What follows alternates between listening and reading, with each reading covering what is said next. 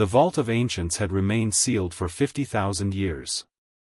Within it lay the legendary armor of the first ones, beings who had shaped the galaxy before the current civilizations even existed.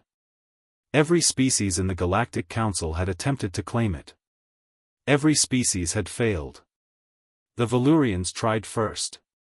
Their crystalline forms shattered upon contact with the armor's surface. The Ethereals attempted next. Their energy forms dissipated, unable to interface with the ancient technology. The Tellurians, the Valorians, the Zewexthani, one by one, they all retreated in defeat. The armor was incompatible with every known physiology. It was deemed impossible, a relic meant only to remind the galaxy of mysteries it could never solve. Then the humans arrived. Dr. Marcus Webb stood before the ancient armor in the deepest chamber of the vault. It was magnificent, sleek plates of unknown metal that seemed to shift between silver and gold depending on the angle of light. The design was elegant, purposeful, utterly alien. And according to every expert in the galaxy, it was completely unwearable by human anatomy. The armor was designed for a physiology we cannot match, explained Chief Researcher Velkara, a Tellurian whose 3 eyes reflected frustration. Your skeletal structure is incompatible. Your musculature cannot support the weight. Your neural system cannot interface with its technology. It is simply impossible. Marcus examined the armor more carefully. Around him, his alien colleagues had begun to accept defeat. The ancient mystery would remain a mystery. Perhaps it was meant to be forgotten, they reasoned, a reminder that not everything in the universe could be solved.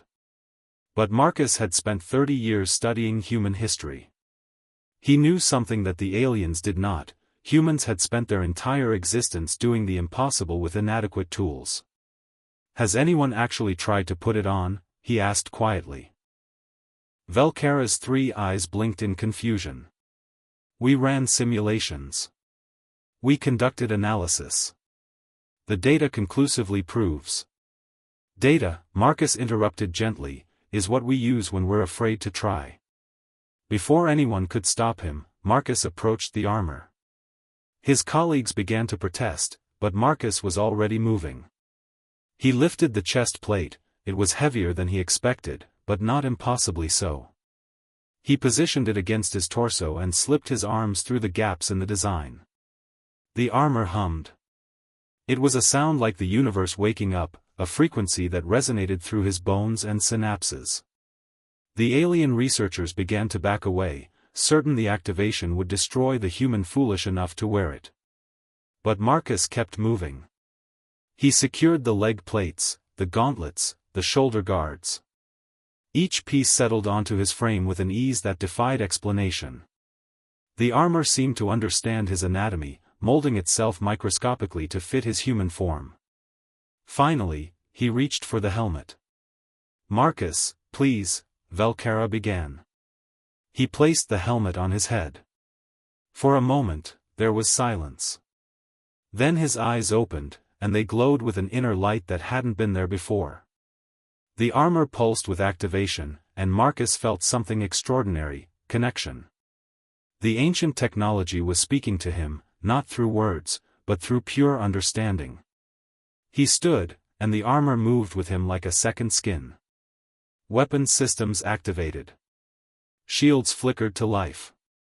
Data streams flooded his consciousness, knowledge encoded in the armor by the first ones, waiting for someone to claim it.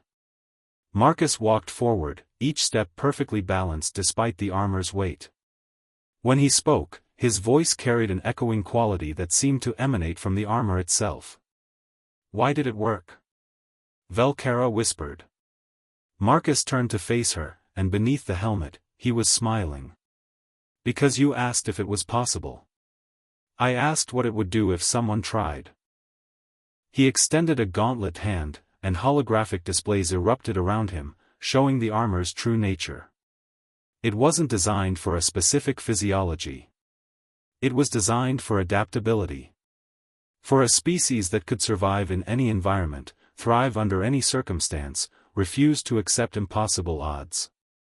It was designed for a species that had evolved doing the impossible. The first ones didn't create armor for a specific form, Marcus explained, understanding flooding through him from the ancient technology. They created armor for possibility. For any species willing to put it on despite what logic said about compatibility. They were testing for something we call human stubbornness. Over the following weeks, Marcus worked with the armor systems, unlocking technologies that the galaxy thought were lost forever. Faster-than-light drives that didn't require exotic matter. Healing technologies that could cure genetic diseases. Energy sources that would end resource wars. But more importantly, something shifted in how the galactic community viewed humanity. When the Valyrians had failed to wear the armor, they accepted the failure because their crystalline logic dictated it was impossible. When the Ethereals failed, they rationalized it as incompatibility. When humans failed, and Marcus had nearly failed 1,000 times, they simply tried again. The ancient armor had been waiting not for the strongest species, or the smartest, or the most advanced. It had been waiting for the species willing to put it on despite knowing it might destroy them. It had been waiting for humans. As Marcus stood in the ceremonial chamber, the first one's armor gleaming around him, the truth became undeniable. Sometimes the most powerful technology in the universe isn't designed for those who can understand it perfectly. It's designed for those stubborn enough to make it work anyway. Kindly like and subscribe channel. Thank you.